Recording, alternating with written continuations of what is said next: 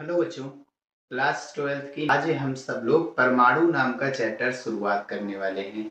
तो आप सभी बच्चों का हमारे अपने प्यारे से यूट्यूब चैनल पर स्वागत है। तो अभी तक हम सब लोगों ने फिजिक्स में प्रकाश तथा द्रव्य की द्वैतीय प्रकृति तक के न्यूमेरिकल्स बालाजी प्रकाशन से और पूरे के पूरे चैप्टर्स को कंप्लीट कर दिया है। एक चैप्टर हमारा बचा है, विद्युत चुंबकीय तरंगे क्या होती है और उसके आंतरिक प्रश्न। ठीक है, तो उसको हम एक वन शॉट या 2 वीडियो बना करके उस चैप्टर को हम कंप्लीट करेंगे। जल्द ही वो वीडियो आएगा। ठीक है, कुछ बच्चों ने कमेंट किया कि कोर्स जो है सिलेबस कंप्लीट करना है, तो उसके लिए सिलेबस फिजिक्स का तो कंप्लीट कर देंगे। मैथ में वो सभी सिलेबस मतलब वो सभी कंटेंट हम तैयार करेंगे, हम आप लोगों को प्रोवाइड कराएंगे जो यूट्यूब पर नहीं है। ठीक है, और बालाजी प्रकाशन से एक एक क्वेश्चन का एक किस कॉन्सेप्ट पर लगेगा वो क्वेश्चन, उन सभी एक की जितनी भी मेथड हो सकते हैं हम उन सब लोगों मतलब वो सभी आप लोगों को हम बताएंगे। ठीक है, तो फिजिक्स है और ये जो चैप्टर है क्लास 11th की केमिस्ट्री में, क्लास 9th की केमिस्ट्री में भी पढ़ा जा चुका है और मोस्ट इम्पॉर्टेंट चैप्टर है। इससे क्वेश्चन बनते हैं, जो पिछला चैप्टर था उससे भी मोस्ट इम्पॉर्टेंट क्वेश्चन आते ही है हर बार। आप सब लोग अगर शॉर्ट पेपर हल करेंगे तो उससे क्वेश्चन जो है सेकेंड फिजिक्स के न्यूमेरिकल्स बहुत आपको देखने को मिलेंगे। ठीक है, शुरू करते हैं। तो परमाणु पढ़ने से पहले हम जानेंगे कि परमाणु है क्या। तो उससे पहले हम जानेंगे कि पदार्थ क्या है। हर वह वस्तु जिसका कुछ द्रव्यमान है तथा वह स्थान घेरती है पदार्थ कहलाता है। तो ब्रह्मांड में जितनी भी सारी चीजें हैं सभी के सभी पदार्थ हैं।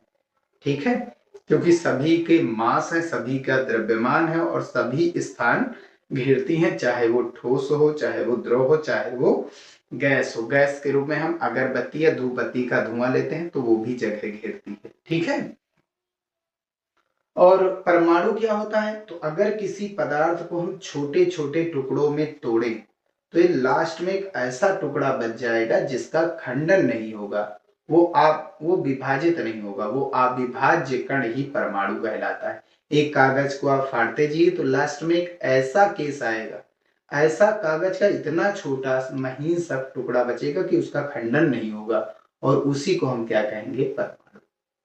ठीक है, तो ये परमाणु जो है, परमाणु की खोज जो है जॉन डाल्टन ने की थी। उन्होंने ये बताया कि सबसे छोटा इस ब्रह्मांड में जो कण है उसको परमाणु नाम दिया। फिर इसके बाद आए जे टॉमसन, उन्होंने अपना परमाणु मॉडल प्रस्तुत किया। ठीक है, उसमें बताया कि परमाणु से भी छोटा एक कण होता है जो परमाणु के अंदर ही होता है। ठीक है, और उसका नाम इन्होंने इलेक्ट्रॉन दिया। ठीक है, इतनी खोज की थी किसने, जे टॉमसन ने। अब इन्होंने अपना जब परमाणु मॉडल प्रस्तुत किया तो एक तरबूज के बेस पर प्रस्तुत किया।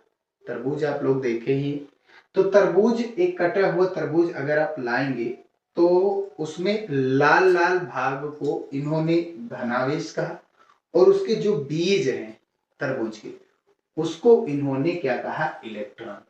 तो एक तरबूज बनाया गया है, इसमें जो लाल वाला भाग है इसको इन्होंने धनावेशित भाग कहा, और साथ ही साथ जो छोटे छोटे बीज हैं इसको इन्होंने इलेक्ट्रॉन कहा। तो जिस प्रकार तरबूज के अंदर उसके बीए धसे होते, ठीक उसी प्रकार परमाणु के अंदर इलेक्ट्रॉन धसे रहते या धसे होते। यही टॉमसन का परमाणु मॉडल है। अच्छा, इसे प्लम पुडिंग मॉडल भी बोला जाता है। टॉमसन का प्लम पुडिंग मॉडल भी बोला जाता है, पुडिंग है। ठीक है भैया, तो ये चीज आप लोगों को नोट्स पर लिखने, एकदम एक एक मतलब क्या क्या चीजें इन्होंने बताया। ठीक है, और क्या नहीं बता पाए ये सभी चीजें भी लिखी हुई हैं। तो जे टॉमसन का परमाणु मॉडल, टॉमसन के अनुसार जिस प्रकार तरबूज में उसके बीज धसे रहते हैं, ठीक उसी प्रकार परमाणु में इलेक्ट्रॉन हो धसे हुए होते हैं। भैया यहाँ पर क्या लिखना है, धसे, धसे हुए होते हैं। ठीक है, अब सफलता क्या है इनका, आगे चल करके ये परमाणु मॉडल कोई खास चीज नहीं बता पाया। आगे चल करके बस एक इलेक्ट्रॉन की खोज हुई, वो तो कैथोड किरणों के द्वारा हुई, वो चीज आप लोगों ने केमिस्ट्री में पढ़ा है। एक खास की चीज इन्होंने ये बताया कि जो परमाणु है वो विद्युत उदासीन है, यानी परमाणु में जितना धनावेशित भाग होता है उतना ही ऋणावेशित भाग होता है। आगे चल करके विद्युत का मतलब होता है आवेश, उदासीन का मतलब जितना प्लस है उतना ही माइनस है। तो इस चाक को भी देखिए, तो चाक एक पदार्थ है, इसको अगर तोड़ते हुए जाएंगे तो इसमें असंख्य परमाणु निकलेंगे, और उन असंख्य परमाणु में जितना प्लस होता है उतना ही माइनस होता है। हमारे शरीर में जितना प्लस है उतना ही माइनस, किसी की भी मात्रा कम ज्यादा नहीं है, नहीं तो अस्थायी हो जाएगा। ठीक है, हाँ वो ऊर्जा एक दूसरे से इलेक्ट्रॉन चले जाते हैं, इलेक्ट्रॉन ही क्यों जाते, ये तो भाई पहले चैप्टर में ही हमने समझाया था। तो इन्होंने ये बताया परमाणु विद्युत उदासीन होता है, परमाणु के पास जितना धनावेश होता है उतना ही ऋणावेश होता है। ठीक है भैया। और असफलता इन्होंने क्या नहीं बता पाए, ये क्या नहीं बता पाए, तो इन्होंने ये बताया था कि परमाणु पूरे के पूरे परमाणु में इलेक्ट्रॉन, भाई ये इलेक्ट्रॉन धसे हुए हैं, तो इन्होंने ये बताया परमाणु के संपूर्ण आयतन में, संपूर्ण आयतन मतलब ये चार्ज जितनी जगह घेरेगी तो इसका आयतन है। ठीक, तो परमाणु अगर एक बनाए तो परमाणु के संपूर्ण आयतन में, पूरे के पूरी जगह में जितना परमाणु, जहां तक परमाणु होगा वो पूरी की पूरी जगह में क्या होगा, धनावेश होता है। क्या होता है, धनावेश होता है। किंतु रदरफोर्ड, आगे चल करके हमारा नेक्स्ट जो टॉपिक है वो यही है, किंतु रदरफोर्ड के अल्फा प्रकीर्णन प्रयोग ने परमाणु का अधिकांश भाग खोखला बताया। तो इन्होंने ये बताया कि जो धनावेश होता है वो पूरे भर में होता है, जैसे तरबूज का लाल जो भाग होता है तरबूज के अंदर वो पूरे जगह होता है, यही चीज इन्होंने बताया। उसी प्रकार जो इन्होंने यही बताया लाल वाले भाग को धनावेश, तो उसी प्रकार इन्होंने ये भी बताया कि जो परमाणु है उसमें ज्यादातर भाग में, यानी कि पूरे के पूरे भाग में कह सकते हैं आप, लगभग लगभग उसमें क्या होता है, धनावेश होता है। ठीक है, किंतु रदरफोर्ड ने यह बताया कि जो धनावेश होता है वो परमाणु की एक छोटी जगह में केंद्रित होता है, किसी भी परमाणु का धनावेश एक छोटी जगह पर केंद्रित होता है, और उसका नाम इन्होंने नाभिक दिया था। किसने, रदरफोर्ड ने, अल्फा प्रकीर्णन प्रयोग द्वारा, क्योंकि नाभिक की ही खोज हुई थी। ठीक है, तो अल्फा प्रकीर्णन प्रयोग क्या बताता है कि परमाणु का अधिकांश भाग क्या होता है, खोखला होता है, क्योंकि अधिकांश अल्फा कण आर पार चले गए थे। तो ये इतना चीज आप लोगों को टॉमसन के परमाणु मॉडल में लिखना है। ठीक है, और अब हम सब लोग पढ़ने वाले हैं इस चैप्टर का सबसे मोस्ट इंपॉर्टेंट टॉपिक है, जो कि रदरफोर्ड का अल्फा प्रकीर्णन प्रयोग है।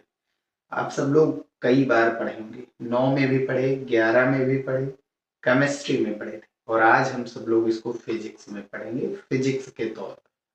तो कई सारे लोग इसको कई सारी भाषाओं में कंटेंट, अपने अपने कंटेंट के साथ लिखते, तो हमने अपने कंटेंट के साथ इसको लिखा। इसमें एक पैटर्न बनता है, आप लोग देख सकते हैं वो पैटर्न कैसे बनाया गया है रदरफोर्ड द्वारा। ठीक है, एक लिया गया है रेडियो एक्टिव सोर्स, ऐसा सोर्स होता है जिससे एक रेडियो एक्टिव पदार्थ निकलते, अल्फा बीटा गामा। ठीक है, और एक फ्रेम बनाया, एक क्या बना, फ्रेम जिंक सल्फाइड का, या कह सकते एक पर्दा लगाया, और उसके अंदर एक रखी गई है सोने की पतली पन्नी। सोने की ही पतली पन्नी को क्यों रखा, तो सोने की ही पतली पन्नी को इसलिए रखा क्योंकि उससे पतला कुछ भी नहीं हो सकता। इस ब्रह्मांड में सबसे पतला जो होगा तार या पदार्थ, सबसे पतला जो किया जा सकता वो सोना होता है। ठीक है, और विक्षेपण भी देख सकते हैं कैसे कैसे हुआ। अब हम सब लोग इसमें देखेंगे कि क्या क्या हुआ है क्षेत्र में। ठीक है, क्या क्या हुआ है। तो रदरफोर्ड ने सोने की एक पतली पन्नी पर अल्फा कणों की बौछार की। सोने की एक पतली पन्नी देखा, वहां पर क्या कराई, अल्फा कणों की बौछार कराई। ठीक, यहाँ सोने की पतली पन्नी की मोटाई लगभग 10 की घात -7 मीटर रखी। तो जो सोने की पतली पन्नी, उसकी मोटाई इतनी पतली है कि वो 10 की घात -7 मीटर, यानी 0.0000001 मीटर। और अल्फा कणों के लिए यूरेनियम, पोलोनियम जैसे रेडियोएक्टिव पदार्थों का प्रयोग किया। ठीक है, अब ये रेडियोएक्टिव पदार्थ होते हैं, ये ऐसे पदार्थ होते हैं जो अपने अंदर से विकिरण ऊर्जा को उत्सर्जित करते हैं। उस विकिरण ऊर्जा में अल्फा, बीटा, गामा होते हैं। जैसे एक आप लकड़ी ले लीजिए, उसको जलाइए तो उसको वो सुलगते हुए धुएं को बाहर निकालती है। तो ऐसे ही रेडियोएक्टिव पदार्थ अपने से बाहर क्या निकालते हैं, उत्सर्जित करते हैं, अल्फा, बीटा, गामा। तो हमको उस अल्फा की जरूरत है। ठीक है, बाकी सबको हम निष्क्रिय कर देते हैं। हम लोग क्या रदरफोर्ड ने किया था। तथा अल्फा कणों में होने वाले प्रकीर्णन का, अल्फा कण में प्रकीर्णन कैसा हुआ, कहां से मुड़े, प्रकीर्णन का मतलब हुआ विक्षेपण। ठीक है, पन्नी के चारों ओर लगे जेडएनएस जिंक सल्फाइड के प्रतिदीप्त पर्दे द्वारा अध्ययन किया। ठीक है, तो जो जिंक अल्फा कण में जो विक्षेप हुए हैं उनको किसके द्वारा देखा गया, जिंक सल्फाइड के जो प्रतिदीप्त लगे हुए हैं, बताया था फ्रेम लगे हुए, पर्दे लगे हैं, उन पर जब ये पड़े तो सूक्ष्मदर्शी द्वारा उनको देख सका गया। ठीक है, उन्होंने देखा सूक्ष्मदर्शी द्वारा कि कुछ अल्फा कण मुड़ करके जो है कहां पर आए, जिंक सल्फाइड पर पर्दे पर आकर के पड़ने लगे। और इस संपूर्ण प्रबंध को उन्होंने कहां पर रखा, निर्वात में। क्यों, ताकि ऊर्जा की हानि ना हो। अल्फा कणों का जो वेग है भैया, अल्फा कणों का जो वेग यहाँ पर रखा गया, अल्फा कणों का जो वेग यहाँ पर रखा गया, वेग वो या चाल कह सकते हो, 2 × 10⁻⁷ मीटर प्रति सेकेंड। 2 × 10⁻⁷ मीटर प्रति सेकेंड के साथ इसको क्या किया, आपतित कराया, कहां पर, सोने की पतली पन्नी पर। ठीक है, तो फिर आगे पूरा का पूरा पैटर्न कहां पर किया, एक निर्वात में रखा गया। निर्वात में क्यों, ताकि ऊर्जा की हानि ना हो, ये वेग कम ना पड़े। ठीक है, तेजी से पड़े, टकराए। और तथा प्रेक्षणों से, प्रेक्षणों मतलब ऑब्जर्वेशन, उन्होंने क्या क्या देखा, जो जो देखा और उससे क्या रिजल्ट दिया उन्होंने, यानी निष्कर्ष क्या निकाला, उसके बारे में क्या देखा। प्रेक्षण मतलब क्या देखा, प्रयोग में क्या देखा गया और जो देखा गया उसके द्वारा उन्होंने क्या बताया। जैसे हम किसी नजारे को देखें और फिर हम आकर के क्या बताएं, तो जो नजारा हमने देखा है वो हुआ प्रेक्षण, जो हम बताएंगे वो हुआ निष्कर्ष। ठीक, तो क्या निष्कर्ष निकाले, सबसे पहला इसको समझने, निष्कर्ष को समझने के लिए इस डायग्राम को जानना जरूरी है। ये सोने की पतली पन्नी का एक कोई परमाणु है, गोला होता है, परमाणु एक गोला है। ठीक है, खोखला गोला है। थॉमसन ने बताया था ठोस गोला है, लेकिन ये खोखला गोला है। ठीक, क्यों है, क्योंकि अधिकांश अल्फा कण जो थे, ज्यादातर अल्फा कण आर पार चले गए, सीधे बिना मुड़े सीधे चले गए। इसका मतलब परमाणु का अधिकांश भाग खोखला है। भाई ऐसे तो कोई जा नहीं पाएगा, अंदर कुछ होता तो ये जाने देता, अल्फा कणों को नहीं जाने देता, टकराते रहते। लेकिन ज्यादातर अल्फा कण चले गए, इसका मतलब ज्यादातर इसका हिस्सा क्या है, खाली है, खोखला है। ठीक है, रदरफोर्ड के अनुसार, थॉमसन के अनुसार ये ठोस था, अंदर से खोखला नहीं था, भरा हुआ था। फिर अगला आप देख सकते हैं, जैसे जैसे अल्फा कण नाभिक के समीप जा रहे हैं उनमें प्रक्षेपण जो होता है, प्रकीर्णन विक्षेपण कोण, जो प्रकीर्णन है वो क्या हो रहा है, बढ़ रहा है, यानी उन वो जो ज्यादा मुड़ रहे हैं। ठीक है, जैसे जैसे ये पास जाते हैं ये ज्यादातर मुड़ने लगते हैं। ठीक है, प्रकीर्णित ज्यादा होने लगते हैं, कहने का मतलब प्रकीर्णन कोण बढ़ता है। प्रकीर्णन कोण मतलब ये कहां से आ रहे हैं, देखिए यहां से आ रहे हैं और इनको जब मिलाया जाएगा तो ये कितना कोण बनाए हैं, ये हुआ, ये हुआ, पीछे की ओर जब लाया जाएगा तो ये अपने रास्ते से कितना मुड़े, कितना मुड़े, अपने रास्ते से कितना मुड़ करके गए, ये इसका प्रकीर्णन कोण हुआ। ठीक है भैया, ठीक, समझ सकते हैं। और 20,000 में से कोई एक, 20,000 में से कोई एक अल्फा कण वापस आ गया।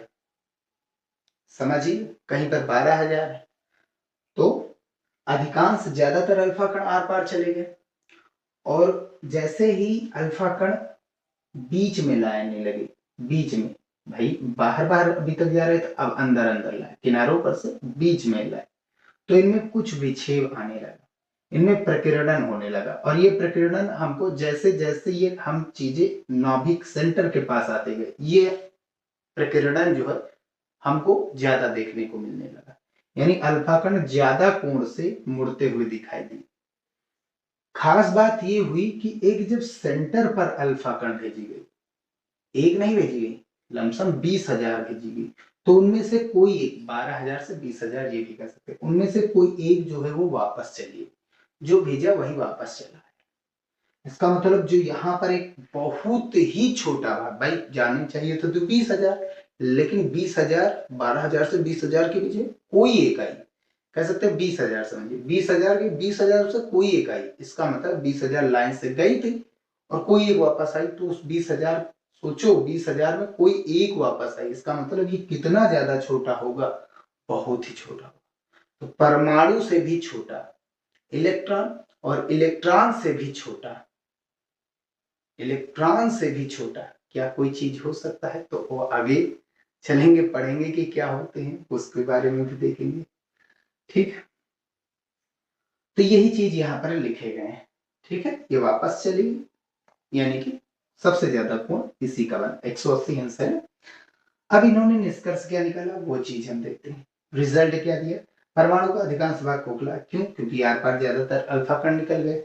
दूसरा, अल्फा कण सभी कोणों पर प्रकीर्णित होते हैं, सभी कोण पर, जितने भी, ज्यादा कोण पर भी, कम कोण पर भी। ठीक, जैसे जैसे ये नाभिक के समीप आएंगे, इनमें ये जो है कोण का मान बढ़ता है। ठीक है, प्रकीर्णन कोण का मान बढ़ता है।